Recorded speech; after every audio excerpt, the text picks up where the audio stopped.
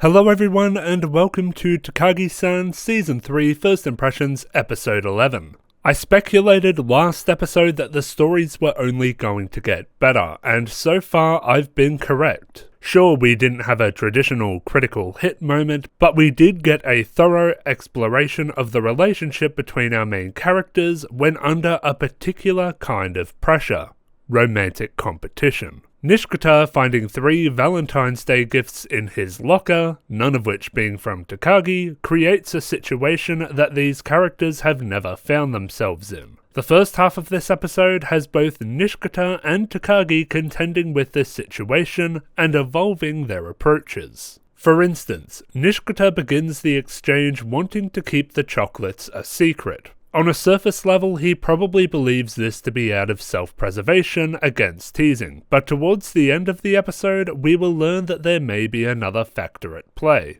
Takagi, on the other hand, wants to know what Nishikata thinks of the situation, so baits him into telling her about the chocolate. She does this by asking what day it is, asking if he is hiding anything, and making the punishment for losing their number game something that would expose the chocolate. However, it is during the number game that Nishikata's surface level mindset kicks in, as he wonders why he is hiding the chocolate from Takagi at all, and decides he is going to tell her. But just as he is about to, Takagi changes her mind. In advice last episode, Takagi got jealous over a conversation Nishikata had with another girl that he refused to share. She realizes that hearing him say that he got chocolate from 3 other girls would be far more extreme. She's worried that she will snap back as she did in the last episode and act mean or cold towards Nishikata. As this is something she does not want, she changes her mind about the punishment and proceeds to put roadblocks in Nishikata's way so that he can't admit what he found in his locker. This episode has a pretty nice B-plot story.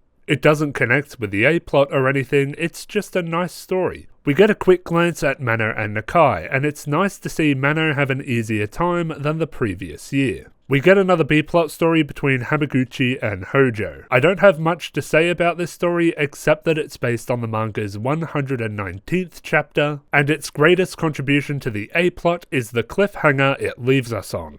But more on that later. Next is the Eraser Challenge, but again I don't have much to say about it. I think it's clever that we hear Tanabe explain an English quirk while Nishikata is distracted that later gets him in trouble. I also think it's interesting that Nishikata has started a challenge he hopes to lose. I could shoot off here and talk about why he wants to tell Takagi about these chocolates so bad, but I think I'll save that for the analysis. This episode already has enough going for it without getting bogged down in small details. Here's a fun little fact. In the brief shot we get of Takagi and Sumire talking, Sumire implies that she gave chocolate to Sakurai, the critical hit guy. That's kinda neat. But it is here at the halfway point of the episode that we see the conclusion to the chocolate situation. Is it a cop-out that the girls put the chocolate into the wrong locker?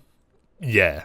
But I don't mind so much because we still get to see the character moments that would normally come from something like this. Namely, that Nishikata tells these girls that he cannot accept their chocolates. Now I'm going to explain this more in depth during the analysis, but these chocolates were the kind that Japanese girls give to people they have feelings for. So Nishikata is technically shooting them down. It might have been interesting to see him live with hurting these girls' feelings, but the precedent is now set. He will not take homemade chocolate from someone he doesn't care about to some extent. This fact becomes important in the climax of the episode, when Nishikata finds Takagi at the shrine much in the way he did during Worries last season. This scene starts with a modified adaptation of a Volume 10 extra chapter, where Takagi is trying to figure out how to invite Nishikata to come get his Valentine's Day gift. Once they're together, Nishikata finally confesses about the chocolate and explains that he had been wanting to tell Takagi all day. Takagi in turn confesses that she already knew and was trying to avoid the topic in case she started acting vindictively again. They both apologize for the day they gave each other, and Takagi finally offers her gift to Nishikata.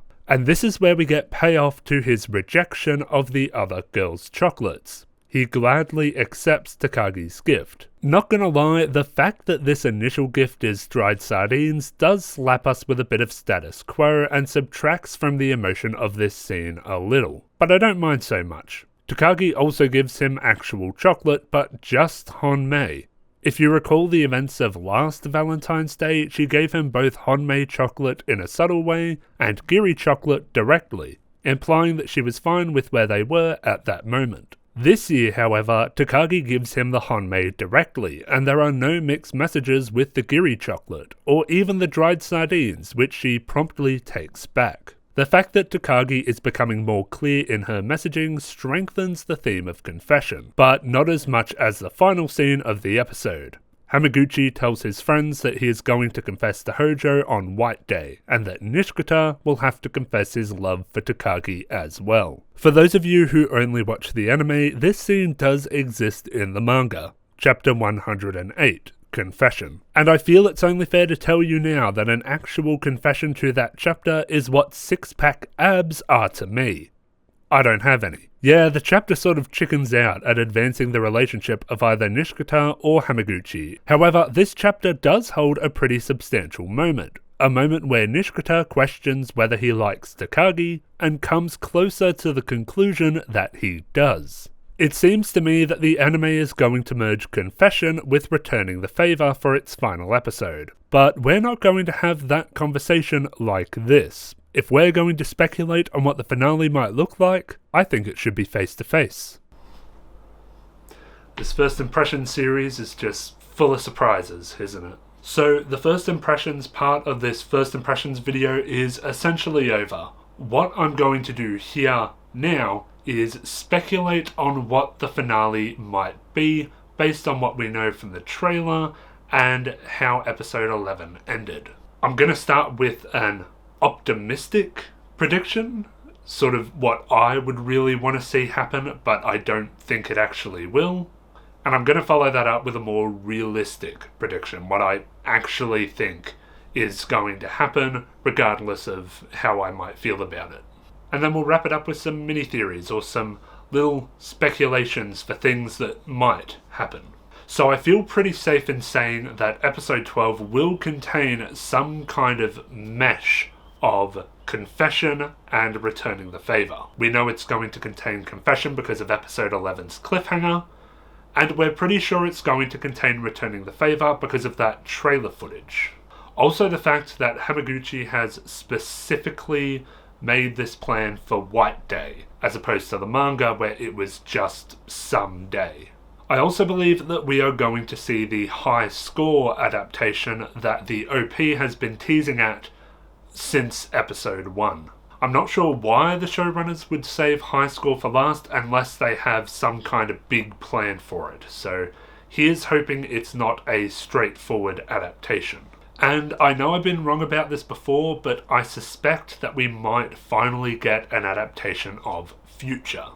But the more I think about that, the more I doubt it. I suspected that that was how Season 2 was going to end, because we got a quick glance at adult Takagi during camping trip. And I only suspect that for this season because we got another brief glance at adult Takagi during Tastes.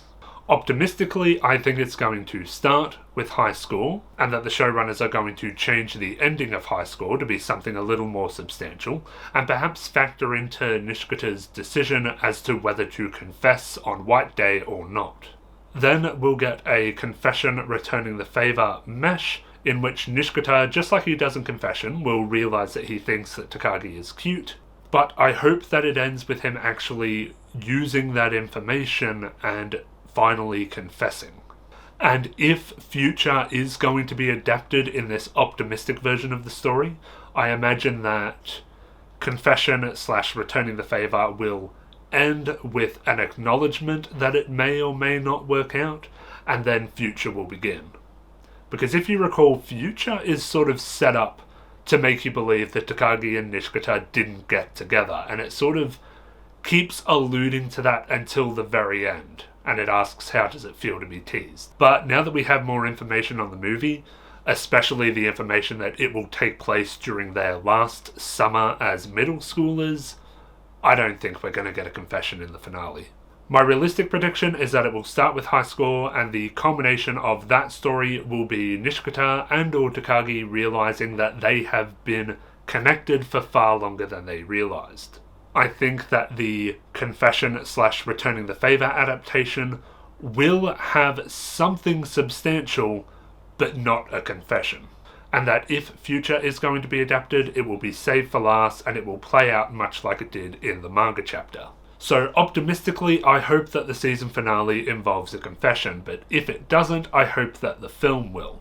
But enough about the movie, back to the finale. Here are some little, I guess, pet theories, mini theories, things that may or may not happen in the finale. I don't stand by most of these, but I'm just sort of throwing stuff against the wall to see what sticks when the finale comes out.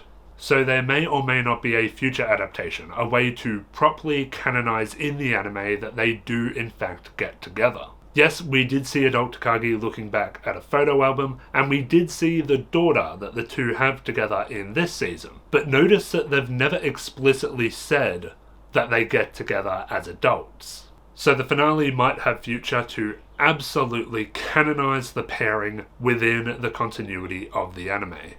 Mini theory 2, I don't think Hamaguchi is going to confess. I think that he and Hojo still have some very personal hang-ups and that they are not going to get together until they get over themselves.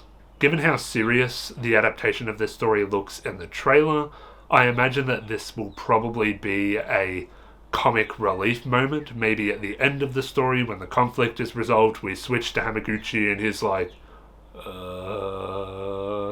I mean, I could be wrong, maybe he will confess, and we know if he does confess that Hojo will say yes, but I don't think their characters are where they need to be for that to be satisfying. Mini Theory 3, will Kimura have something to do with the finale? Will he jump in and help Nishikata just as he did during Summer Festival? Not gonna lie, probably not. It was a fun moment in the Season 2 finale, and we did see him hold back Takio from tackling Nishikata in episode 11, but I think his involvement in their relationship is done, and I kinda hope it's done too. I'd like to think that Nishikata is at a point where he can take matters into his own hands at this point.